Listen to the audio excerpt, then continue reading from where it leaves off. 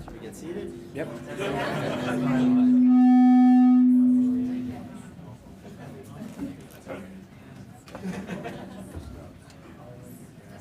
Awesome. Thanks. Maybe we'll pull this out to give us a little more room. Yeah.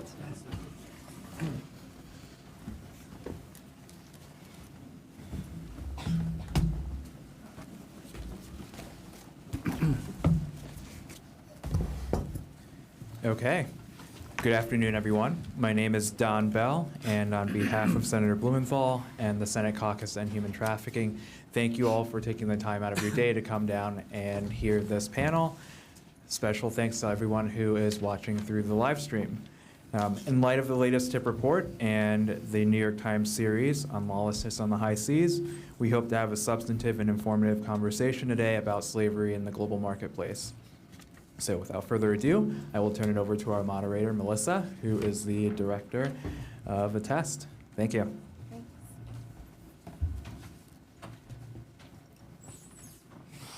Great. Thanks, Don.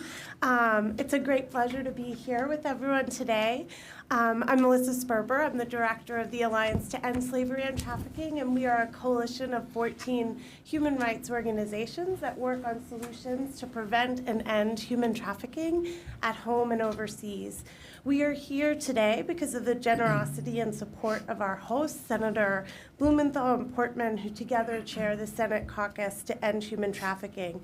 We value their leadership and are so very grateful for their support. I also want to thank Ian Urbina, the author of The Outlaw Ocean, a compelling series in the New York Times that ran over the summer and has spurred this and other dialogues about what we can do to end human trafficking and forced labor on the high seas. I am honored to be here today with 4 individuals who are uniquely qualified to talk about what we all, as policy makers and advocates, can do to help prevent and end modern slavery in global supply chains. The facts about the scope of human trafficking and forced labor are disturbing. Human trafficking is a $32 billion industry, second only to drug trafficking and as organized crime. The ILO estimates that 21 million people are victims of forced labor. Many of these abuses are happening in complex corporate supply chains that are simultaneously necessary to globalized marketplace and also difficult to understand and control. Trafficked men, women, and children work in factories that manufacture clothes and electronics. They mine the gold in our jewelry. They work on boats and in fields that provide food and products that we consume every day. No global supply chain is immune to human trafficking or forced labor. Unknown to most Americans, many goods they use every day have passed through the hands of a slave at some point. In 2014, the U.S. Department of Labor identified 136 goods from 74 countries made with forced or child labor. And while great strides have been made to strengthen legal frameworks on human trafficking, implementation is lagging. Indeed, the current legal and regulatory framework to prevent the goods identified as having been made with forced or child labor from entering the U.S. is inadequate. In 80 years, only 40 enforcement actions are on record to enforce the legal prohibition on the importation of slave-made goods. The U.S. is the world's largest importer, and it must do better to prevent such goods from entering our marketplaces. The daunting scope of human trafficking in the U.S. and overseas has resulted in mounting pressure on companies from consumers, investors, and media to ensure they maintain responsible and transparent supply chains. Forced labor is more than just a legal and ethical issue. Abusive labor practices by a company's suppliers jeopardize business performance and shareholder confidence. Responsible supply chain management can be a differentiator. That is why new tools are emerging to help companies identify and address trafficking in their supply chains, from tailored risk assessment models that inform procurement assistance, procurement decisions, to improving digital traceability systems or worker grievance hotlines. On the public policy front, legislators are also taking notice. From the recent reauthorizations of the TVPA to the executive order on strengthening protections against trafficking in persons in federal contracts, there are laws that affirm businesses' responsibility to respect human rights. And yet more must be done. Today we learn about some of the new tools being deployed by companies, foundations, and legislators, including the bicameral introduction of the Business Supply Chain Transparency on Trafficking and Slavery Act of 2015. Our panelists today speak with expertise gained from personal experience, from their work with investors, companies, U.S. government, and foreign nations. Our first panelist is a trained marine biologist, an accomplished campaigner, explorer, and marine scientist. John Hocevar has been the director of Greenpeace's ocean campaign since 2004. Among a long list of accomplishments, I want to note just a few. He helped to lead Greenpeace's response to the BP Horizon oil spill, assessing the true scope and impact of the disaster. He has worked within the UN system to enact policies to protect sensitive ecosystems and coral reefs. And locally, we should all be grateful for his successful advocacy to protect the Chesapeake Bay by securing the first cap on factory fishing. Thank you for being here, John. Thank you.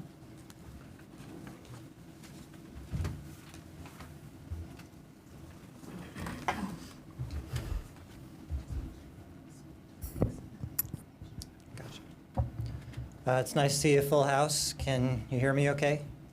Yeah, great. Thanks, Melissa. This is a huge and broad issue, and I'll try to stick at least mostly to what I know. Greenpeace operates 3 ships on a year-round basis, and we spend an awful lot of time at sea. In our efforts to tackle overfishing over the years, we often came across ships that looked like they might sink at any minute, and crewed by people who looked like they were operating in truly terrible working conditions. Fishermen have shared stories with us about being denied sufficient food and water, having to pay to use the toilet, and being forced to work 18 hours a day for 7 days a week. Many had been beaten, and a shocking proportion knew of workers who had been murdered, either because they spoke out or in some cases simply because they got too sick or weak to do the job. We often shared images and stories with government officials and the media, but it wasn't until relatively recently that we fully grasped the scope and impact of this problem. Fishermen have shared stories with us about being denied sufficient food and water. That sounded familiar. Slavery and rights abuses at sea are not limited in Thailand and Indonesia, or to undocumented workers from Myanmar or Cambodia. This is a pervasive problem. It's in the South Atlantic, it's in the Pacific, it's in the Indian Ocean, it's in the Middle East. There are more enslaved workers today than at any other time in human history, and a large number of them are at sea. As we dug into this problem, we came to realize just how interconnected abuse of workers is with abuse of the marine environment. As overfishing has made it more difficult to turn a profit, unscrupulous operators have increasingly cut corners by refusing to pay fishermen a living wage or to give them decent working conditions. In turn, the rise of human trafficking in poor conditions has put more pressure on fish populations by enabling shady operators to keep more boats on the water to chase down the last fish. Workers on many tuna boats now resort to shark finning to make extra money because they're not paid a living wage. There's always a tendency to throw up our hands at global problems and claim that they're just too difficult to solve. If no one country can fix things, then why should the US or anyone else step up to do their part? There's no one easy fix here, but there are concrete solutions that we can start to put in place which will have an enormous impact on the lives of hundreds of thousands, if not millions of people. But many of these same solutions will have tremendous benefits for the health of the ocean as well. For starters, we need to put qualified independent observers on fishing boats. Less than 2% of the Central and Western Pacific tuna longliners carry observers. This is one of the largest fleets in the world and frequently implicated in human rights abuses as well as pirate fishing. And, as demonstrated again by the tragic disappearance and probable murder of Keith Davis in the South Atlantic earlier this month, we have to provide better protection for our observers. We need to phase out transshipment at sea, at least for problem fisheries. Instead of bringing their catch back to port, many vessels hand over their fish to cargo vessels and just keep fishing. This creates a situation where fishermen can be trapped on board for months or even years at a time with no chance of escape. It also puts even more pressure on dwindling fish stocks and makes chain of custody traceability very difficult, if not impossible.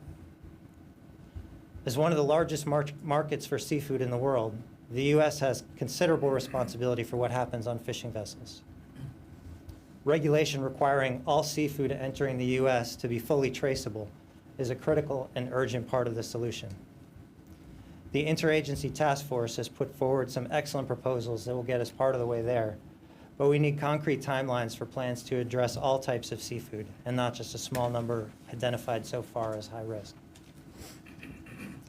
While U.S. policymakers work on strengthening regulations and closing the loopholes that have allowed slave labor into our supermarkets, restaurants, and cafeterias, seafood businesses must also act now to ensure they start becoming part of the solution rather than remaining a big part of the problem.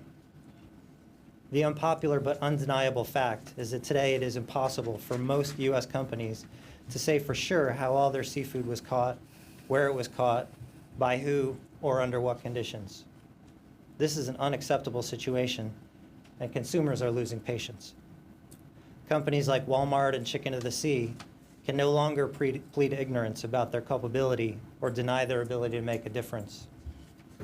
Seafood businesses must take responsibility for their supply chains and demand full traceability and share more information for consumers at point of sale. No one wants to feed their families or their pets seafood that was caught by slaves. As Secretary of State John Kerry told the New York Times this month, it shouldn't take Greenpeace chasing a ship around the ocean to be able to do the right thing here and hold someone accountable. It's great to see the leadership shown by Senator Blumenthal and the Senate Caucus to End Human Trafficking. We need to see more of that from our political leaders and from the seafood industry. Thanks again to the Senate Caucus and to my fellow panelists for not just shining a light on this issue, but working to end it once and for all.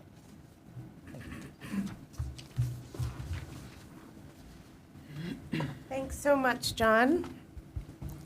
Our next panelist is Rob Lederer, the Executive Director of the Electronic Industry Citizenship Coalition. Rob brings over 3 decades of experience managing industry associations, helping them to achieve strategic growth and objectives. Additionally, he was the mayor of Fairfax, Virginia for 10 years, providing leadership and vision to the city, which during his tenure was honored as the 3rd most livable city in the U.S. I can relate personally that Rob has an excellent reputation in the anti-trafficking field and is known for his openness and solutions-oriented approach. Thank you for being here, Rob.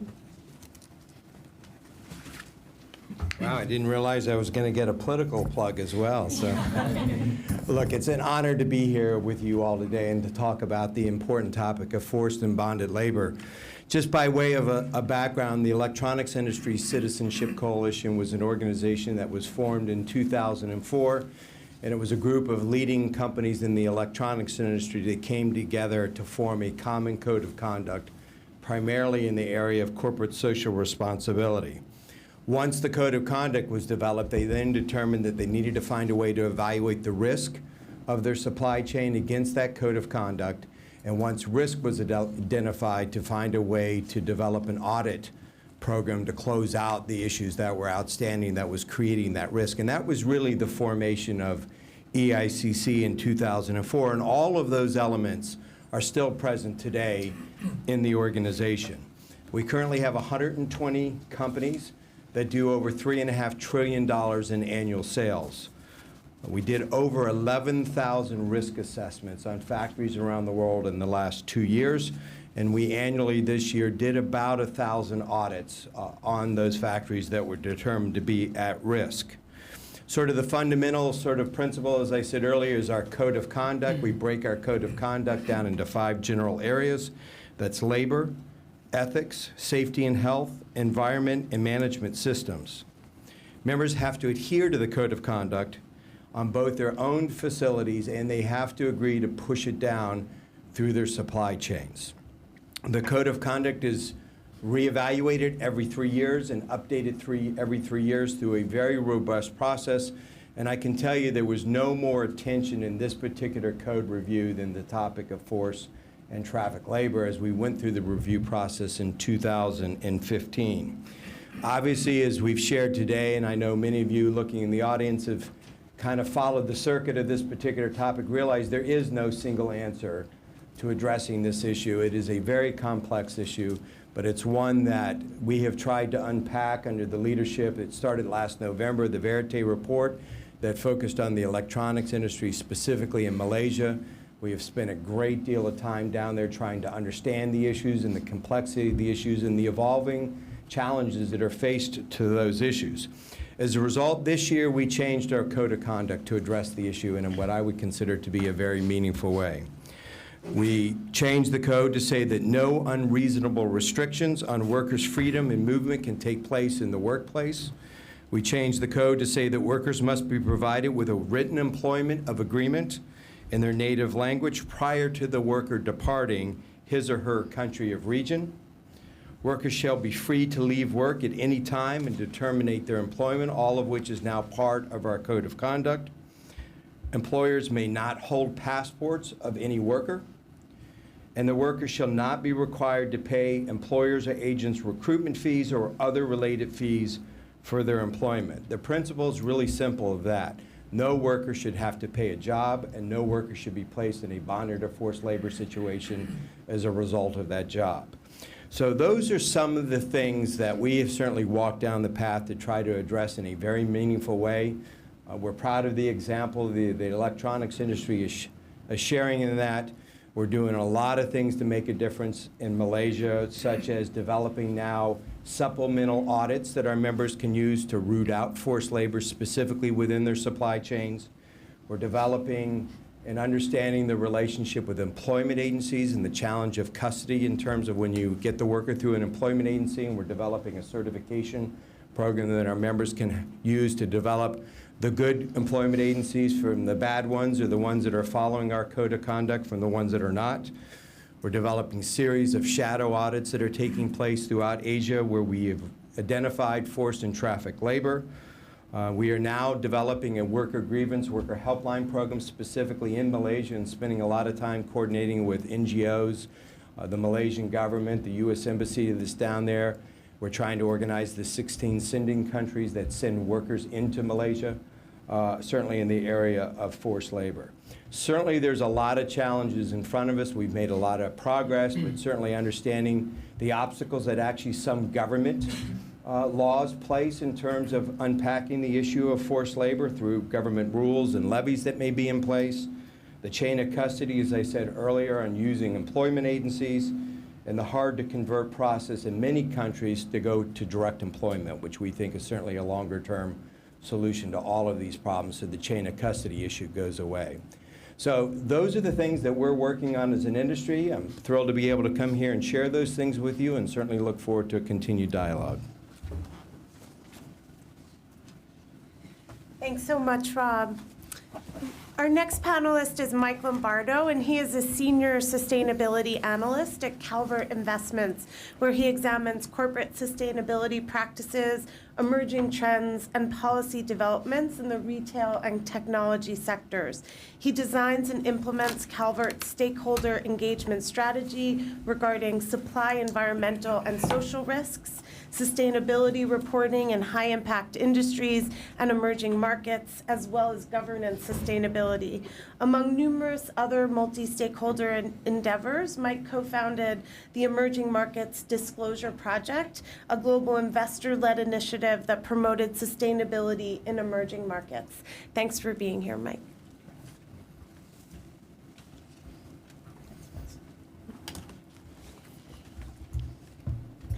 Good afternoon. I'd like to thank Don, especially for organizing this discussion and inviting me to participate. So thank you very much, and of course to share the stage with my fellow panelists.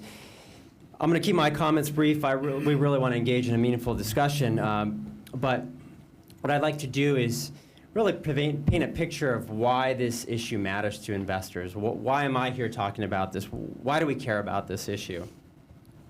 So bear with me just very briefly.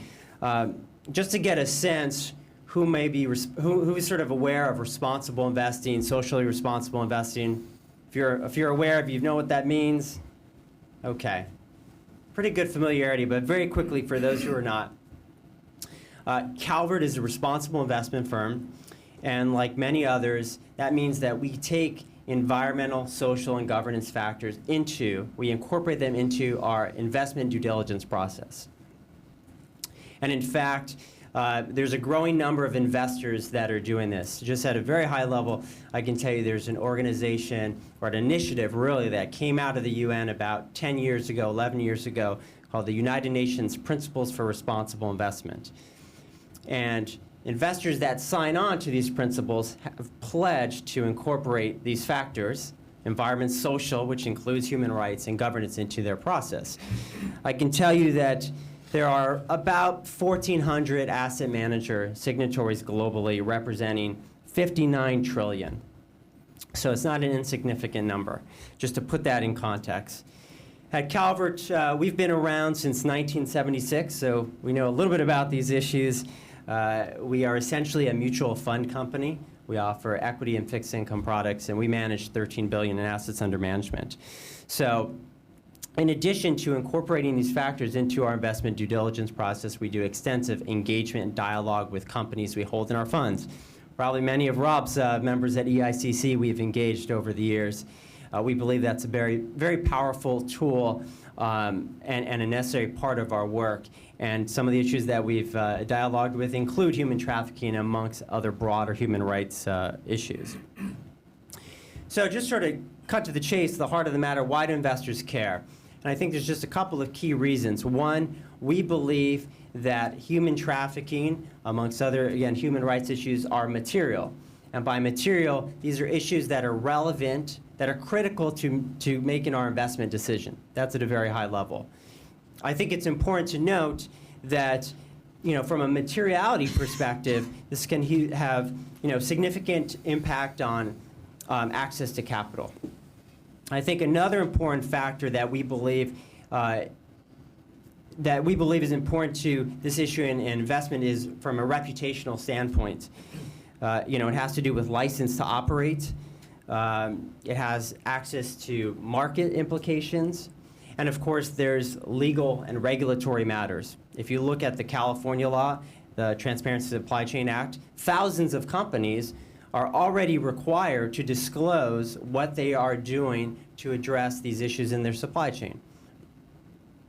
So we know that there's other potential legal implications. Costco was recently, there was a lawsuit, I should say, that was filed against Costco earlier this summer related to their shrimp sourcing and the trafficking in their supply chain from Thailand. There's a company that's in the shipping business called Signal International, which is basically filed for bankruptcy because of a growing number of lawsuits related to labor and trafficking issues. So there's clear legal basis for this. And the last point is competitiveness. As a growing number of companies are being asked to disclose what they're doing, by not doing so, it becomes a competitive disadvantage. We do not believe that this creates an undue burden on companies. We believe it well positions them to remain competitive. A couple of other key points, I think, just with respect to the bill. it's really grounded in transparency. And it's not asking companies to develop a policy, develop programs. It's transparency. At the end of the day, it's a simple matter of disclosure, asking companies to state what they are already doing to address this issue. And again, for investors, that's critical to our process to evaluate companies and assess their risks. I think one other last point I would make, I believe that this issue is also consistent, the proposed bill is consistent with growing international laws and standards. If you consider the UN Guiding Principles on Business and Human Rights as one, which was unanimously endorsed by the UN Human Rights Council in June of 2011, I believe that essentially validates the proposition that virtually every industry is exposed to human rights risks and responsibilities. And last, I want to point out that Calvert investors, together with some of our partners at ICCR, which is the Interfaith Center for Corporate Responsibility, and Christian Brothers Investment Services, have created what we've called an investor sign-on statement in support of the proposed bill. I have a hard copy here, and I can certainly email a copy for those that are interested. And essentially, we've circulated this amongst other investors that we work with. And I can tell you to date, we have over $1 trillion in assets under management supporting the proposed legislation. And thanks to Chris, just put your hand up there very quickly. We've been able to do some outreach with members here and get this to their offices. We want them to know loud and clear that investors do support this issue, and we're happy to sit down and discuss further why we do. So with that, thank you, and I'll look forward to a lively discussion later. Thank you, Mike. So it's difficult to truly understand the complexity of U.S. government procurement policy and how we might adjust our approach to reward companies that have better policies to prevent forced labor and human trafficking. Our next panelist will share insights into just that. Professor Robert Stumberg is a professor of law at Georgetown University Law Center. And he is also the director of the Harrison Institute for Public Law, a legal service and education program that supports actors who shape and make public policy. The Institute provides legal and policy support on the subject of procurement to ICAR. He is the author of a recent work on government purchasing power and the impact of trade agreements on government authority, including Turning a Blind Eye, Respecting Human Rights in Government Purchasing, and also contributed to ICAR's submission on federal procurement policy to the U.S. National Action Plan on Responsible Business Conduct. Professor Stumberg, it is wonderful to have you here with us today. Thank you, Melissa. Bear with me, I'd like to show you a few graphs and pictures. So about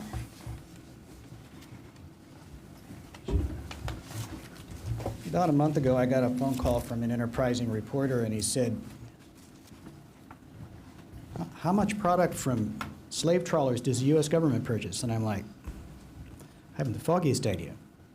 Then I thought about it, and I realized that the question was intriguing, not because I wanted to know whether the U.S. government was purchasing slave-trawled goods, but because the theme of the series in the New York Times, Outlaw Ocean, conveys that the center of the problem is at least partly legal.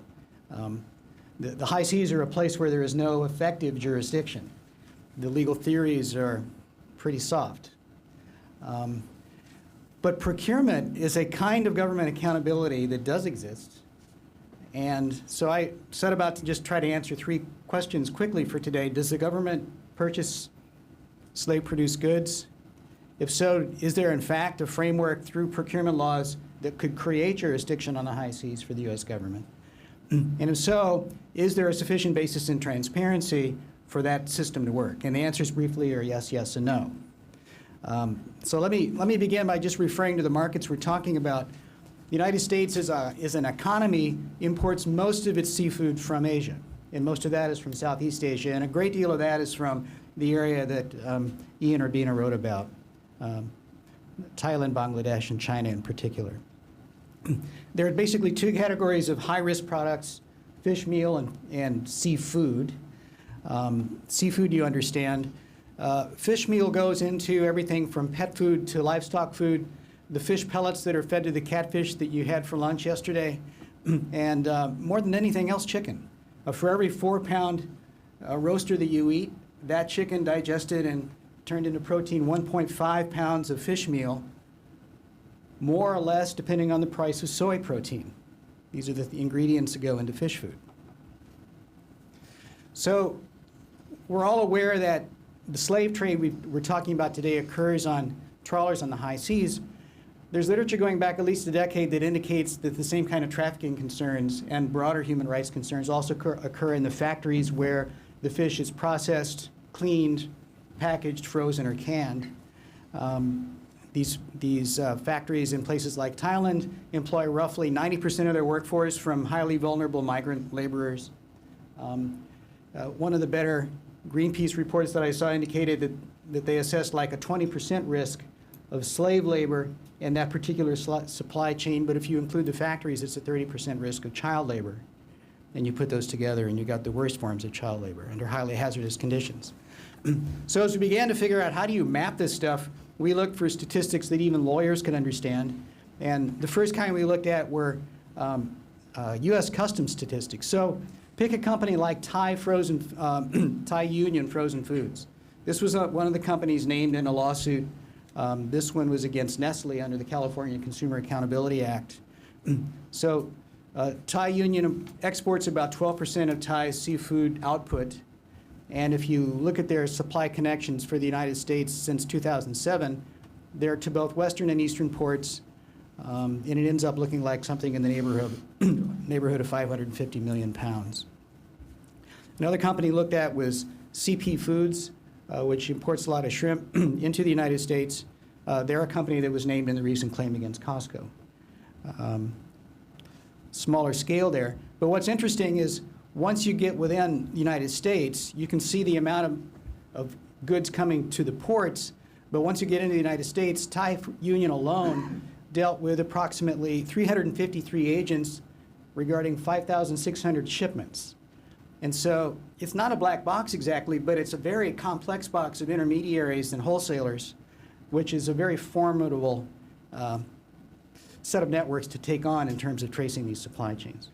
So if that was forward-looking, let's try to do it backwards from a U.S. government supply chain. And my point is that there are basically 6 degrees of separation from the United States government in the trawler that's using slave workers on board.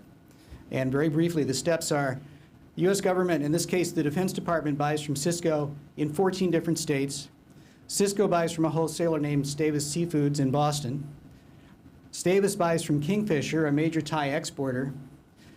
Kingfisher buys from factories in Thailand that commingle their fish from all sorts of different sources, including the fish that comes from the slave trawlers. The factory buys from the ocean-going vessels that collect and refrigerate the fish on the high seas, and they in turn buy it from the trawlers on the high seas, including those that use slave labor. So that gives you a sense of the complexity of just one supply chain and the 6 degrees you got to cover. And so any single piece of the supply chain that we can fill in using existing data is very helpful. It enables us to put together the whole picture, but we can't do it quite yet. So does the U.S. government purchase seafood products that are at a high risk of human rights violations? This is the picture we came up with based on just a few weeks of research. So again, remember there are 2 types of food involved. Fish meal that goes into the chicken you eat, or that goes into federal hatcheries, things like that, and seafood that humans consume directly. And these are 5 agencies. I'm not going to go into the details, but I just wanted to give you the sense of the magnitude. Frankly, in terms of seafood, it's not a lot of purchasing. In the grand scheme of things, $100 million is a very small percentage of the U.S. procurement budget. All of it together is almost 1%. So does that mean it's not a big deal? Or does the fact that the U.S. government is purchasing $300 million a year by our estimate from these combined sources mean that there's enough gravity there that we really ought to pay attention to it, and there's enough gravity there to really think about how the U.S. government can use procurement policy as a mechanism for making progress? If you're interested in the details and the assumptions, the many assumptions that we had to use to crank out these numbers, I brought my research notes. I'd be happy to share a copy, and I invite anyone to help us churn through these formulas to make sure they're as accurate as possible. Let me briefly talk about whether procurement works as a source of jurisdiction.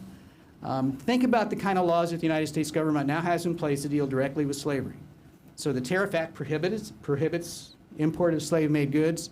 We have treaties based on the ILO that the United States is party to that protect maritime workers. Tariff preferences relate to countries that get GSP tariff benefits, but they must, to get those benefits, they must protect human rights.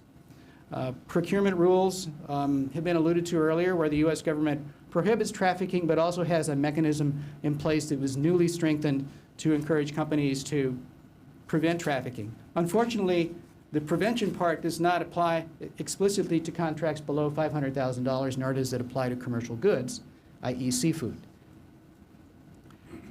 And then last but not least, the U.S. the Federal Funding and Accountability Transparency Act, passed by this Congress in 2006, which I'll return to in a moment, provides a basis for seeing how the government's spending its money. These elements give us a lot to work with, and they do not fit together. There is not a coherent policy out there, but the pieces are on the table to have one, which makes me quite optimistic, actually, because we're making progress now, and imagine how we could put it together if the government policy worked as a coherent whole. Actually, it's the trade agreement part and the tariff preference part that is the clearest and strongest. It's procurement that's lagging behind and actually undermines these other policies. Why? Because purchasing power is that much more, has that much greater impact on the marketplace than do the tariff preferences for developing countries. So just imagine if procurement caught up to the rest of the government approach, and imagine even further if these were all coordinated together. So let me conclude with a few points about the Transparency Act, because it's a product of this Congress. From a human rights perspective, this is the kind of legislation you wish for, and I'm here to say it exists.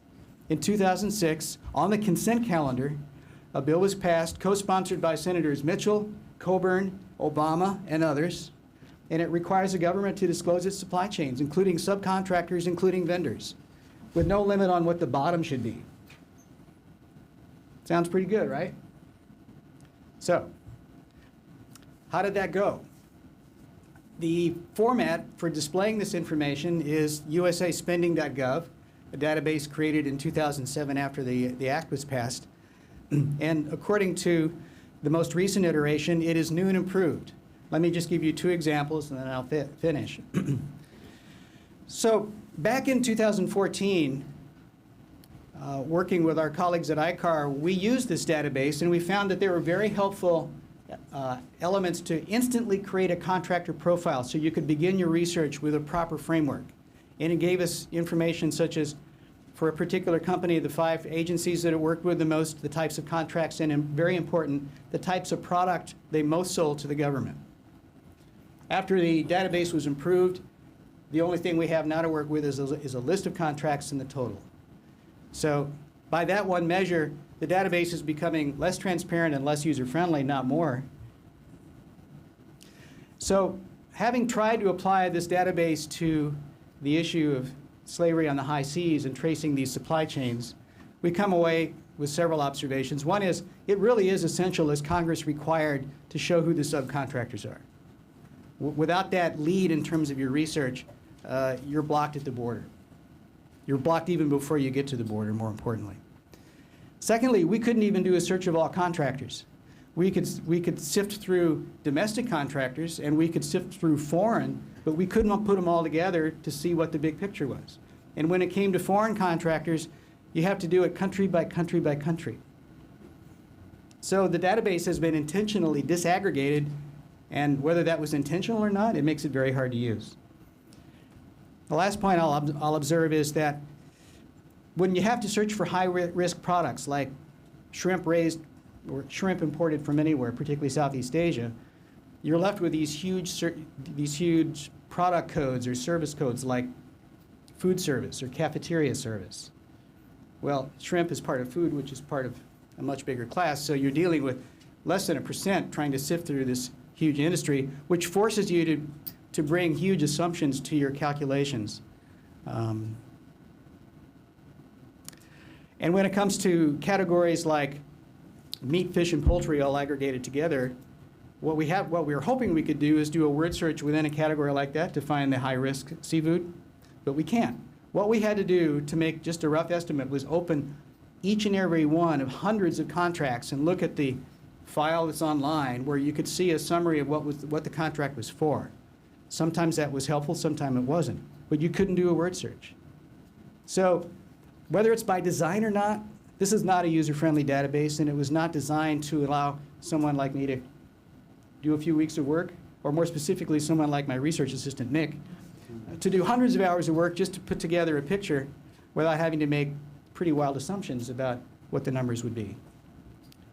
So what can this Senate caucus do about it?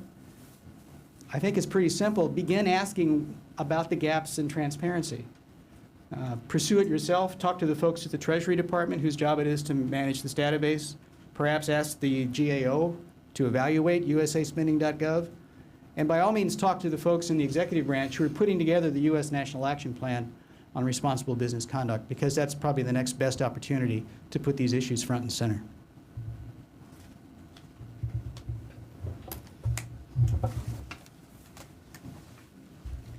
Thank you, Professor Stumberg, and all of our panelists.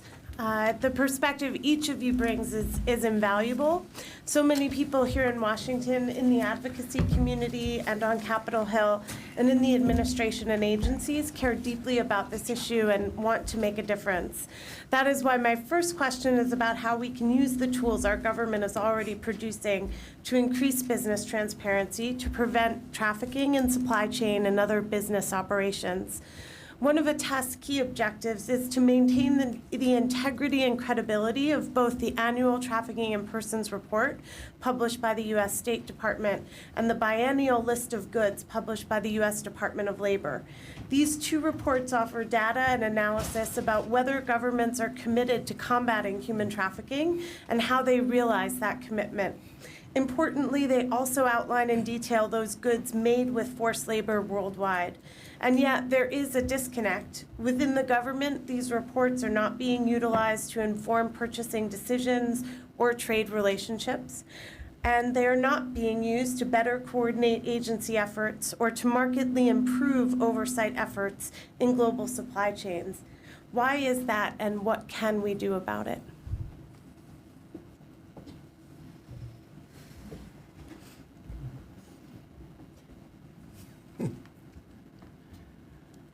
Well, everybody's looking at each other, but look, I will say you listed a long list of the transparency and the things like that. I can tell you in our industry, the FAR, the Federal Acquisition Regulation, was a game changer.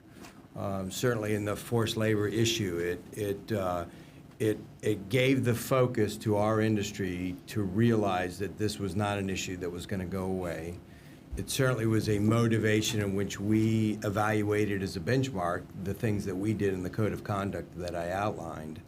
And it's the issue, quite frankly, that has taken us down to Malaysia and all the other places, which is being used as the benchmark. So I'm less familiar on the transparency side of it, but certainly we just had a panel in San Francisco last week on the role of government in shaping CSR, and it's changed dramatically, and it is a major player, and as I said earlier, it's a game changer, certainly in the Federal Acquisition Regulation in terms of forced labor. Excellent. Great. Just add the complexity of the supply chains that Professor Stumberg pointed out is a big part of it, and another points back to some of the things that I was referring to. The lack of observer coverage on boats certainly doesn't help people understand what's going on, and neither does the reliance on transshipment at sea, where you can pretty much launder anything through that. Great.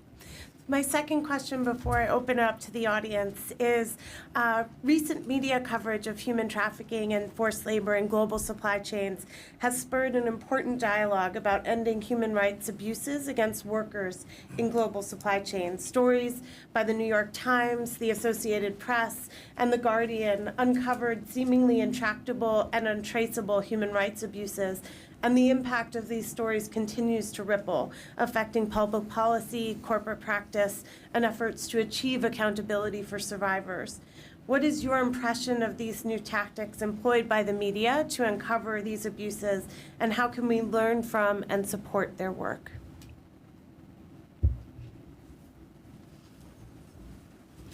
Well, I think one thing is certain is with the growing access to information, that it's very difficult for companies to hide bad practices, if you will.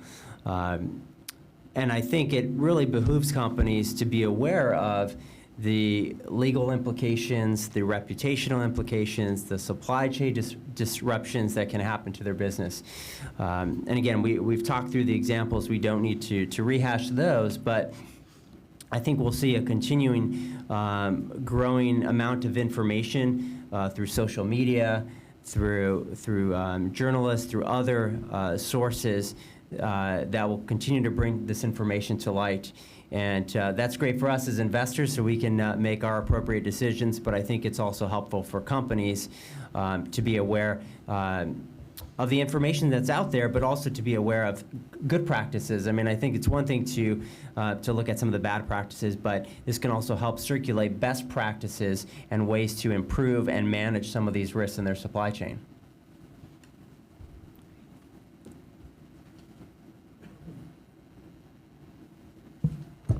There it goes. I'd just like to say something about the reporters. They're really brave people. Thank you for sticking your neck out and putting yourself on the line. Months of work have gone into these series. The reporters, I think, are actually inventing methods of assessing risk. You know, the shoe leather, being in the right place at the right time, methods of investigation. They're using technologies as simple as a camera that can be smuggled into a boat. They're using satellites.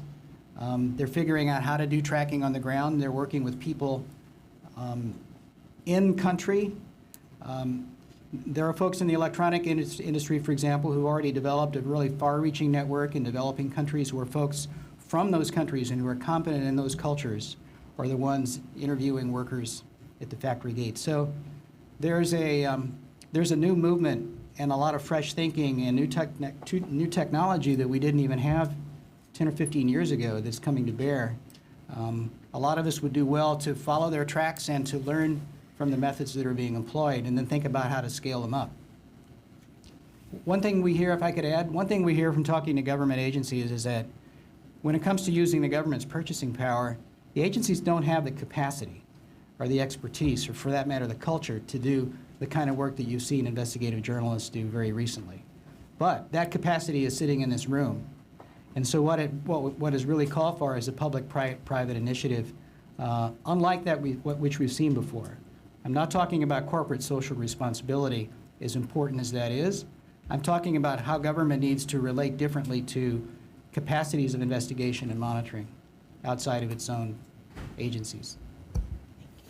Well, and I'll just say one of the indirect aspects of the media, I just returned from Asia and Malaysia 2 weeks ago, and it was amazing the amount of coverage on local TVs, specifically in this case in Malaysia, on the high seas, the fishery challenge, the shadow boats, all the things that was constant. And one of the challenges we find is, the reality is, we find many workers don't even know they're in a forced labor situation to start with, because it's a cultural thing, it's a way of life.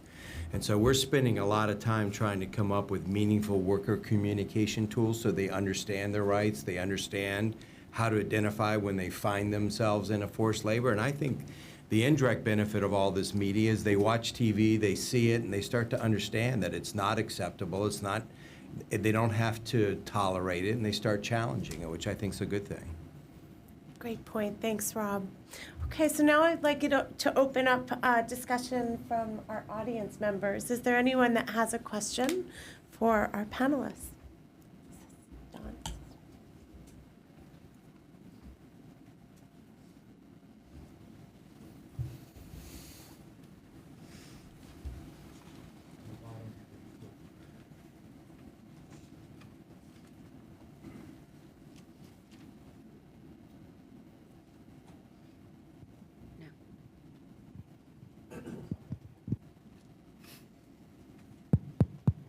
There we go. Thank you. Thank you all for the wonderful presentations. It was fascinating, and I have so many things swimming in my mind. But maybe one thing that we could isolate on is, this increasing transparency. So we've talked a lot about the Business Supply Chain Transparency Act on human rights and trafficking, but I noticed that it, doesn't do a lot of the things that Professor Stumberg was talking about in terms of being able to track contractors, right? It has no requirement that companies list their suppliers or make any of that information public. It only asks companies to list what they do. It doesn't ask for measures of efficacy of those efforts or, any kind of ranking. So I'm wondering if we can get some thoughts from the panel about ways in which we could kind of move past the traditional CSR reporting and outputs that we have now and think about something that would get more transparency and more efficacy, and just get your suggestions and advice on that. Thank you. Well, if I could kick that one off, let's start with the Transparency Act. It does require suppliers of the government to list their suppliers. That's what it calls for. And the Office of Management and Budget, in implementing the Act, acknowledged that that's what the Act requires, and yet that's not what they did in terms of the rulemaking process. So I think you should think of implementation of this Act as a work in progress, which has yet to fulfill that which Congress asked of it.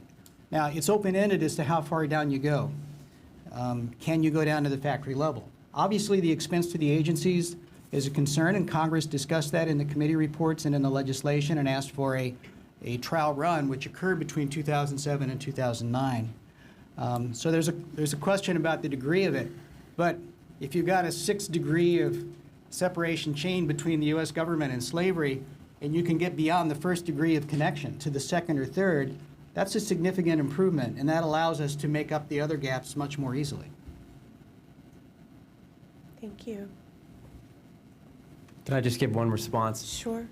I think it's important to note that transparency itself is a little bit of a domino effect. And I think even if you think back to the California law, companies could come out and say, we're doing nothing, and they would be in compliance. But how many companies actually want to do that?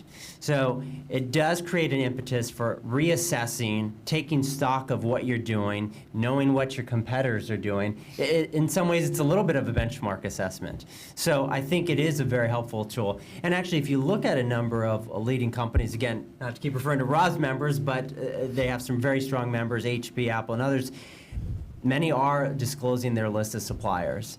And my sense is we'll continue to see that. There's tools out there like Bloomberg where you can take a close look at companies' supply chain. So I think while your points are, I think, very good ones, we will see more and stronger systems in place once we can sort of start from the minimum and move from there. Thanks, Mike.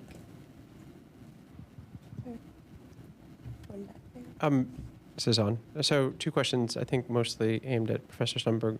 One, is there anything in the Transparency Act which specifies consequences for non-compliance, such as not listing your suppliers, or is that left unstated?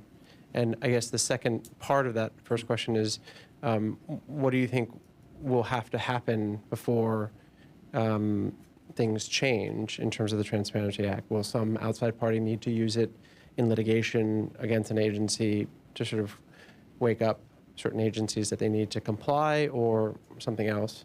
That's question 1. Question 2, in measuring the merit of U.S. government purchasing policy and where to put attention, your 300 million figure, it's a small number in overall U.S. purchasing, but my question is it a big number in overall seafood industry, so that if the U.S. government did decide to do something with that 300 million, lead by example, then would it have, in your view, ripple effects for the seafood market, because it's a large buyer, large portion? Do you have a view of that? Well, let me do the last one first, since I can remember it. Correct me if I'm wrong, Maria, but the U.S. seafood market is about $22 billion a year. So we're talking about a very small number. $300 million is not leverage on anyone that I can think of. But the $300 million, you find that embedded in contracts to really big operators like Cisco and other companies. And the categories of those if you just take two categories, the meat, fish, poultry, where the government's buying the food directly, or the food service contracts, those two categories alone account for $2.2 billion in purchasing using 2014 numbers. So if you had an accountability mechanism with transparency part of it that applied to contracts of that scale, that is real leverage. So that I would submit to you is the argument for procurement as jurisdiction that can reach into the high seas, not only in a legal theoretical sense, but in the sense that there's contract accountability down the supply chain that can get you at least several degrees farther than you've gotten based on everyone's best efforts to date. Now, as to your first question, maybe you can remind me what the question is, but I don't think anyone's going to be. The legislation is directed at the government, not to companies.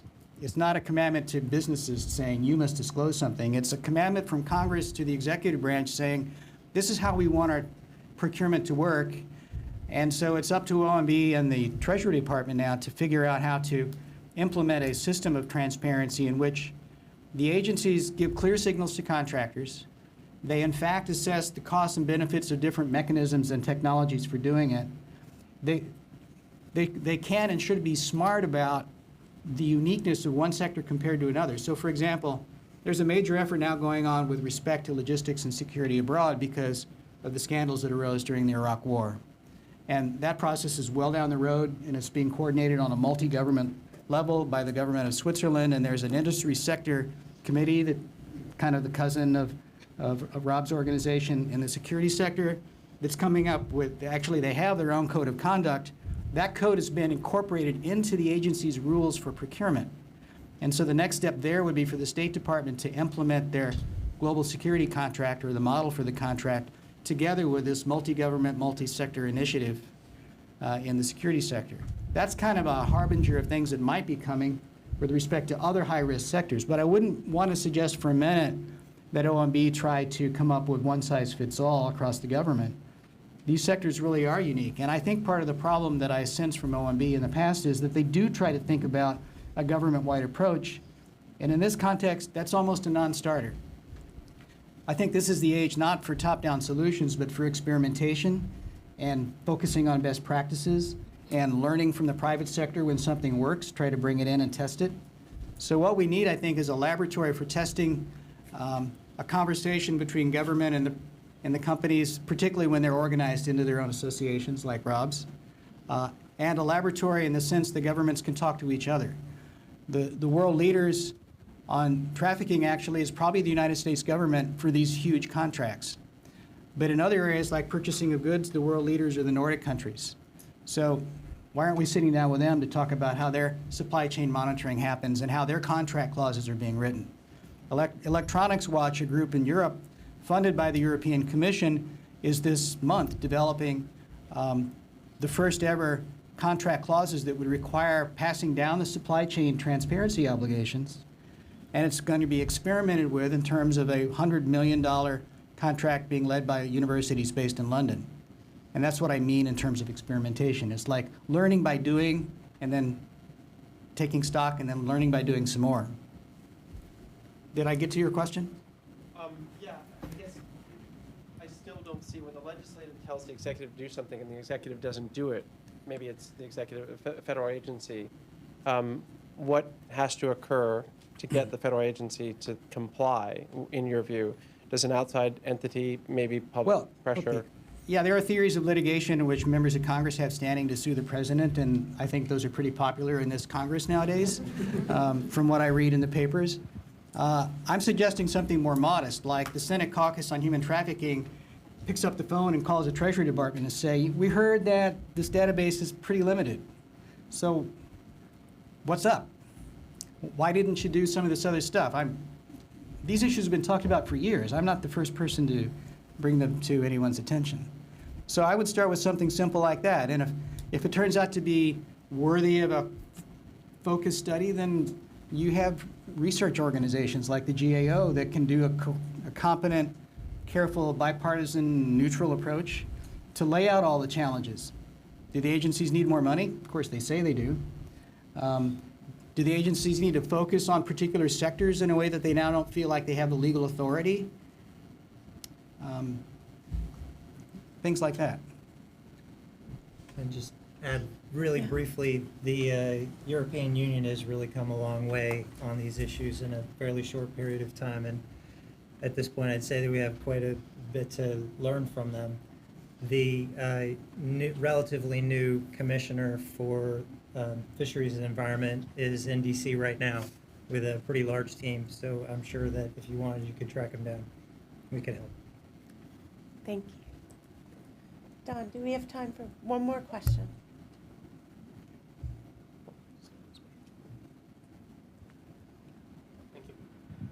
So I was just wondering, does the U.S. government, or not just the government, does the United States currently have the tools or channels that are necessary to verify the information provided by different companies, like through financial transactions, through legal documents, or through other paperwork or like database? Do we have the necessary tools or channels to do this? And if not, what are the tools that are needed to provide to the different agencies or NGOs? I'll take a crack at it. Smart question. So let me give you a couple little glimpses at it. The Data Act, which is a law that I've not studied carefully, was adopted just a few years ago, and it specifically amends the Transparency Act I told you about to give the agencies authority to combine procurement data with other kinds of data, if that would serve the government's needs better. So it gives them authority to do that, and the kind of data I would love to see combined is pretty obvious. It's procurement data and customs data. Put those two together and you can start seeing how supply chains really operate. I'll give you an example on the other direction. The trafficking report that everyone is alluding to, when you go to the section on where the teeth are where a country gets graded down to level 3, right? Which is not doing nearly enough. And what's at stake there is you risk some non-trade related government funding. So economic development assistance and cultural exchange money, things of that nature. But it's very explicit, not trade related. There's no connection between the trafficking report, which reflects a lot of work and research by the State Department on the one hand, and the research that the State Department contributes to the Labor Department for the annual list of products that are at high risk of the worst forms of child labor, even though those two reports overlap a great deal and have a lot to do with each other. So in some ways, the information in government has been disaggregated on purpose, and it's as though there's some third rail when it comes to trade or trade agreements. And that seems to me completely unnecessary. There's nothing in any of these trade agreements that would prohibit the government from going the next step and making progress in terms of transparency, or expanding the scope of protection for human rights, or setting clear mechanisms in place in terms of giving notice to contractors, or even higher standards for human rights performance of contractors. There are laws and agency rules in place that require the government to do so in a way that's coordinated with our trading partners. And in this case, it probably means partners in Europe as well as Asia. And there are laws in place that require government to consult with business in the process of doing that. But those are processy, good government mechanisms. There's no bar to it. It's just kind of a cultural aversion to touching anything that seems related to trade. That's too bad. It's holding us back. Thank you. So I think that'll have to be our last question for today. I want to thank our wonderful panelists for being with us. You are all doing so much to help policymakers and the public to understand what modern slavery looks like. Your voices are critical to the discussion of what needs to be done to identify solutions in global supply chains that prevent and end modern slavery. And to all of you, thank you for coming to learn more about this human rights crisis. I truly hope that you take the information and perspectives you heard today and make an even greater commitment to improving policies that can help us do a better job fighting the battle to end human trafficking in the United States and across the world. In particular, Attest hopes that you will consider co-sponsoring S-1968, the Business Supply Chain Transparency on Trafficking and Slavery Act of 2015. This is distinct from the Transparency Act that has already been enacted. It's a bill that Senator Blumenthal has thoughtfully introduced in this Congress and also is introduced in the House. Thank you so much for being with us, and thanks again to Don for really leading the charge on this panel. Thank you.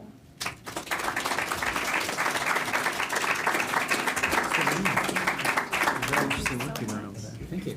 Nice job. Thanks. It'd be good to connect and hear a little bit more about all the tracking that you do. Supply chain. Sorry, I got Bennett's reply email. Are you working with him on this index thing that they're putting together? Thanks, Don. Yeah, thanks, Don.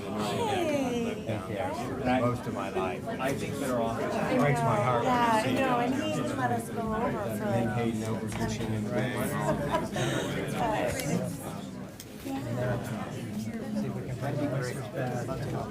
I have a 3-acre oyster lease on my property.